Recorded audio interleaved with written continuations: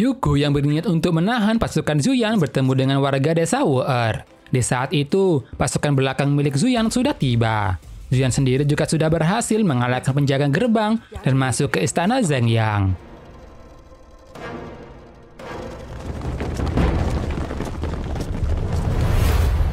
Zuyan datang untuk membalaskan dendamnya kepada Jinsu dan mempersembahkan orang Zhengyang untuk kedua orang tuanya. Ma Qing dan Chang'e lalu keluar untuk menghentikan Zuyan. Chang'e mengingatkan akan janji mereka, di mana ia akan menghentikan Zuyan jika melanggar moral. Tapi bagi Zuyan, semua ini sudah terlambat.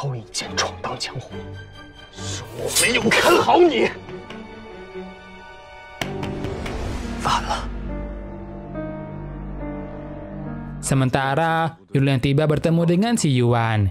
Kemudian datang Baimo ke sana untuk mengobati Ginji. Dan di sini Yunlo tahu jika gurunya masih hidup.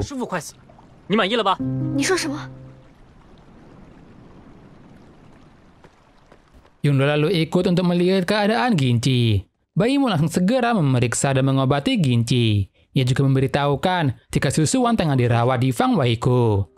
Racun yang diberikan ke Yunlo sebenarnya bukan racun Haitong, tapi racun yang bisa membuat seolah-olah mati. Ginji tahu jika Susuwan pasti akan mengambil racun itu dan memaksa Yunlo untuk membantunya bersandiwara. Dan juga Lengxi memberitahukan kalau Ginji memberikan racun kuningnya, sehingga kini Ginji hanya bisa hidup setengah tahun lagi.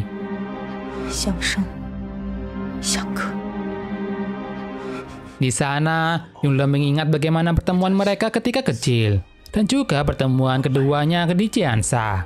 Sebenarnya saat itu, Yunlo tak mengenali Ginji, tapi Ginji selalu memperlakukannya dengan baik dan membuatnya mengerti akan cinta.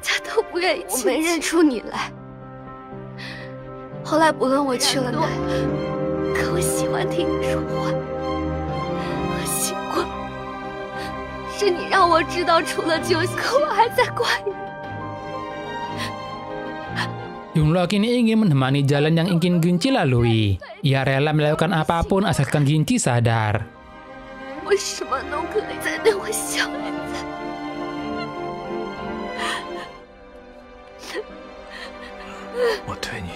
Ginji akhirnya tersadar. Ia meminta agar Yunlo tak menangis lagi. Sementara itu, Yuko datang memberitahukan kalau pasukan Zuyan sudah musnah, di mana para warga desa Wu'er tengah menghadapi mereka. Namun yang diinginkan Zuyan di sana adalah Jinsu. Zuyan berniat menghentikan dendam ini dengan memusnahkan salah satu pihak.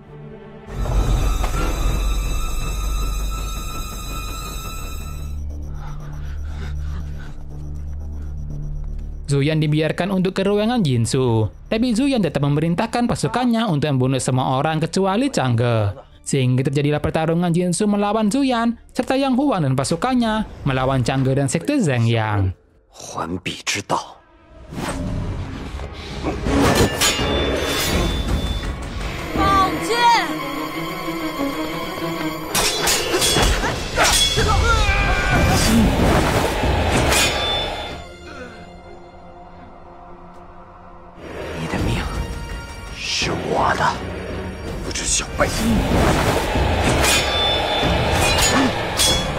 Ginji kemudian bersiap untuk melanjutkan rencananya. Ia memberitahukan kalau akan melakukan sesuatu dan meminta untuk Yunlo melanjutkan hidup serta melupakannya.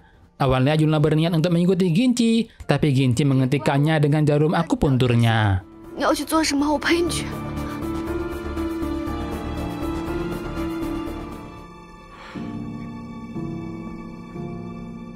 Ginji meminta agar Lin Xi mengirimkan pesan ke Xiaoming, di mana Zhengyang sudah musnah dan Kaisar Ai mati demi negara.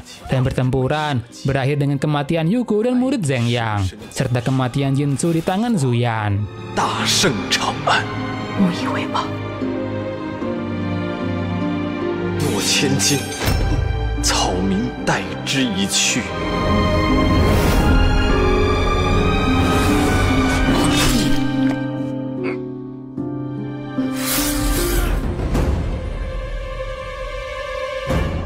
Ketika Man Qing dan Chang'e masuk, ia melihat Jinsu sudah sekarat. Di sana, Jinsu mengakui kalau yang membunuh kaum Yongsan adalah dirinya, dan mengakui kalau ia bersalah. Ia meminta agar Chang'e dan Man Qing tetap hidup agar Zhengyang tidak musnah.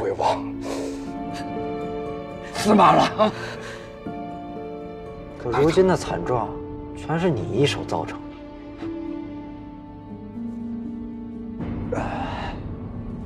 Jiansu akhirnya benar-benar mati, dan Zuyan memerintahkan pasukannya membunuh murid Zhang Yang yang tersisa.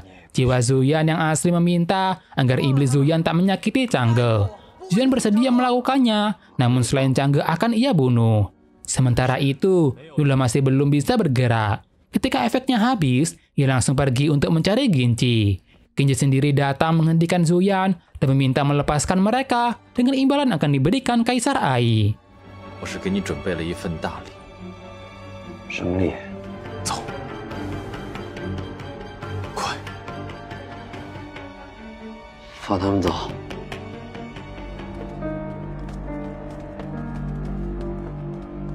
Ginci mengakui jika dirinya adalah Kaisar Ai, dengan bukti sebuah stempel giok dan racun kuning yang ada pada tubuhnya. Dengan begitu, Ginci pun dibawa ke pusat. 令主，此人身负黄泉眼之毒。你信了吧？好，师傅。 Man King dilema dengan apa yang sudah terjadi. Apakah ia harus membenci gurunya atau tidak? Tapi bagi Yunlao, Jiansu mati, maka dendam dan jasa juga selesai. Selama ada mereka, maka Zhang Yan akan selalu hidup. Dan kini Yunlao berniat akan pergi ke pusat meski bahaya. 中途太危险了。 Zuyan berencana akan pergi ke Sungai Yu dan meminta Yang Huan membawa Ginci ke Weining. Zuyan sebenarnya meragukan Ginci, tapi bagi Zuyan, palsu atau tidaknya tidak penting. Yang penting tugasnya sudah selesai. 头一个交代，至于你是真是假，是又如何？那苏云洛呢？殷长阁。 Yang Huan juga meragukan akan Ginci sebagai Kaisar Ai. Ia mengancam dan akan bisa keluar dari pusat jika sampai berbohong. Di sisi lain, San Suidu mendapatkan laporan serangan Zuyan, yang ia lancarkan kediaman Mu dan kuil Zhao Mu. Ia juga kedatangan laporan soal Zhang Yang sudah musnah. 正阳宫将正阳被灭门的消息送到乌尔寨。 Zuyan lalu tiba di kediaman Mu. Di sana ia mendapatkan laporan kalau kuil Zhao Mu sudah kabur. Kini tinggal Mu Ying di sana yang lidahnya sudah terpotong. Mu Ying hanya bisa menggerang di sana dan menunggu kematiannya di tangan Zuyan. 实在不干净，属下便自作主张，割了他的舌头。把他头砍下来。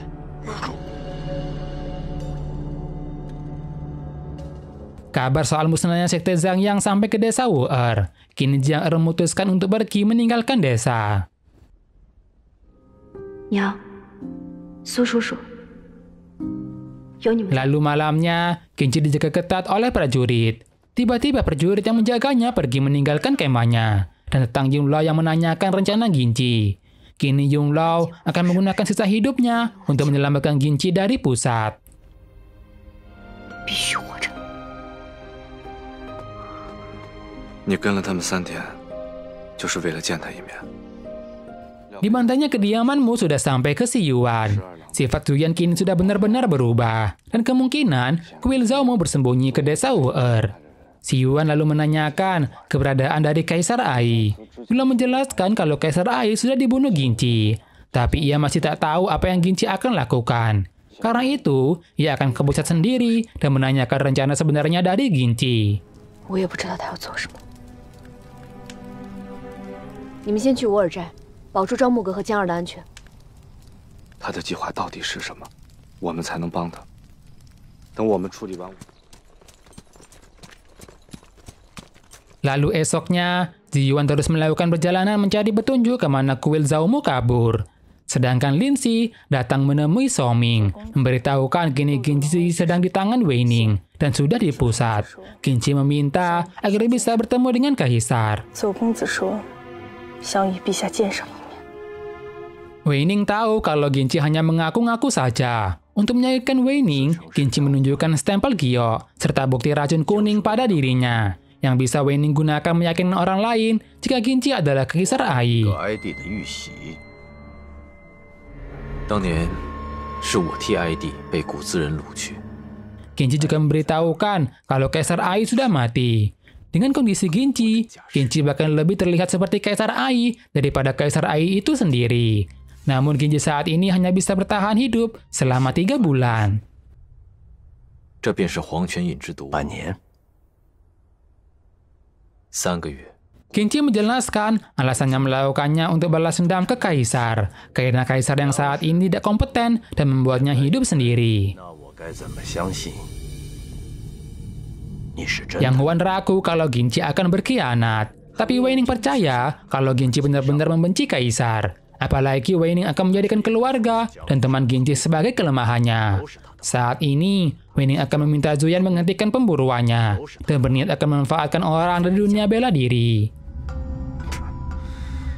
侯爷意思是招安。 Kuil Zhaomo bertemu dengan Jiang Er dan diselamatkan oleh si Yuan. Namun mereka berhasil dikejar dan dibunuh oleh Zuyan.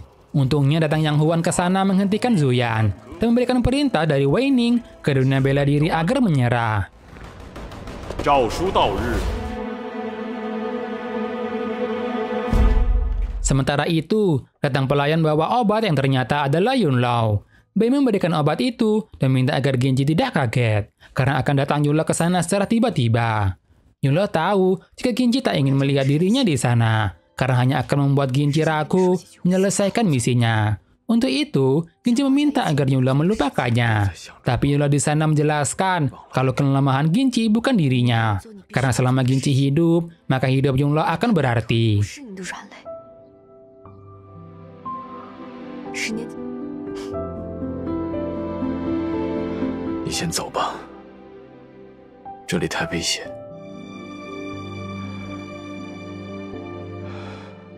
Lingxi kemudian datang menemui Xiaoming. Di sana Lingxi memberitahukan kalau Ginci ingin bertemu dan sudah menyiapkan rencana untuk Ginci bisa keluar. 有办法出府。见面之知道了。 Ginci berencana akan minum racun. Ia sudah tak peduli lagi akan risiko untuk hidupnya dan meminta agar Bai Ming berakting untuk membantunya.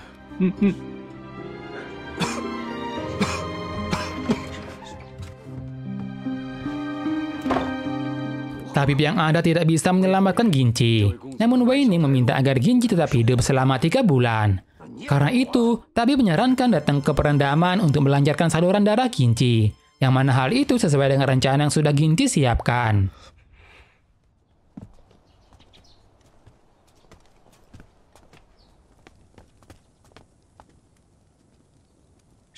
Di sana, Ginci bertemu dengan Kaisar. Kini kesempatan untuk Xiaoming menang sudah terlihat. Ginci meminta agar Xiaoming melakukan sesuatu, yaitu untuk berpura-pura mati agar dirinya menjadi Kaisar. Ia lalu akan bekerja sama dengan Wei Xi untuk membunuh Wei Ning. Ia menjanjikan Wei Ning akan mati sebelum masa hidupnya habis. 但草民时日无多，和枉死的敬北将士们交代。 Laporan Ginci sudah kembali sampai kepada Wei Ning. Di saat itu, Zuyan juga sudah kembali dari pemburuannya. Wei Ning berterima kasih karena Zuyan sudah menyelesaikan misinya.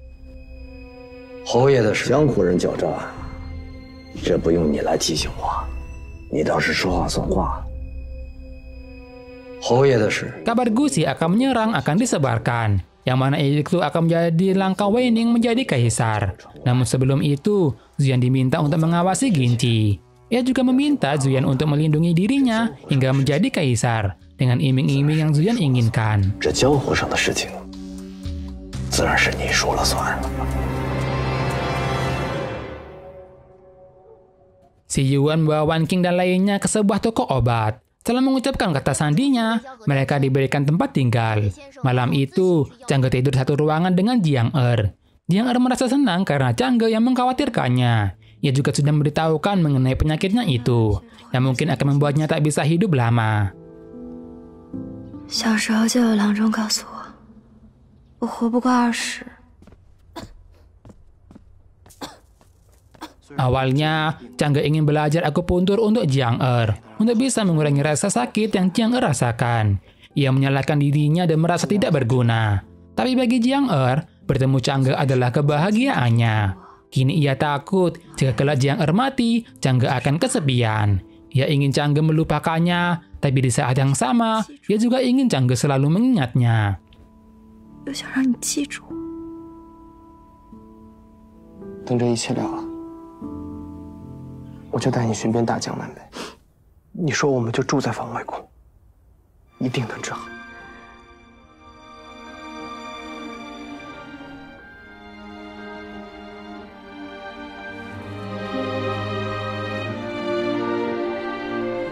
Jiang Er kemudian memilih untuk tidur bersama dengan Changge. Jiang Er tidak takut karena pada akhirnya mereka akan menikah. 授受不亲。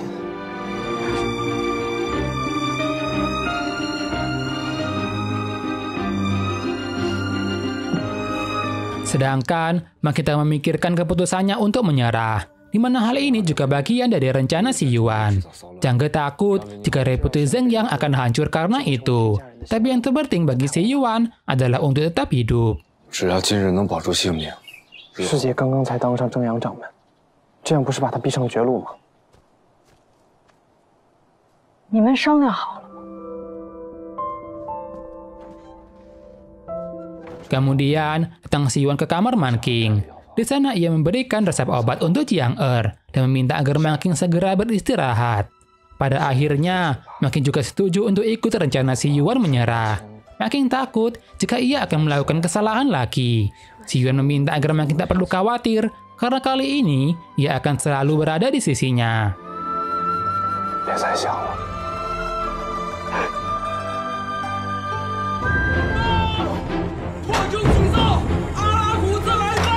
Keesokannya, kabar Alagusi akan menyerang sampai ke istana. Para pejabat dan kaisar mendiskusikan hal itu. Tinggu Wang menyarankan agar Xiaoming menambahkan prajurit ke Tozhou. Tapi Weining malah menambahkan untuk Xiaoming juga ikut pergi ke sana memimpin perang. Kini Ginci kalah satu langkah dan Xiaoming terpaksa menurutinya. 御驾亲征。 Kabar Xiaoming akan memimpin perang sampai ke Zuyan. Sementara, Ginci masih dalam perawatan Baimu. Lalu Tang Weining mengabarkan Xiaoming yang akan memimpin perang, yang merupakan kekalahan langka dalam rencana Ginci. Weining juga memaksa Ginci untuk menikahi anaknya. 你们俩择日成亲吧。儿， Ginci awalnya mencoba untuk menolak, tapi Weining terus memberikan alasan untuk menikahkan anaknya, sehingga Ginci dengan terpaksa menerima rencana pernikahan itu. 谋远虑，算无一策。侯爷这样对自己的女儿，未免太无情了些吧？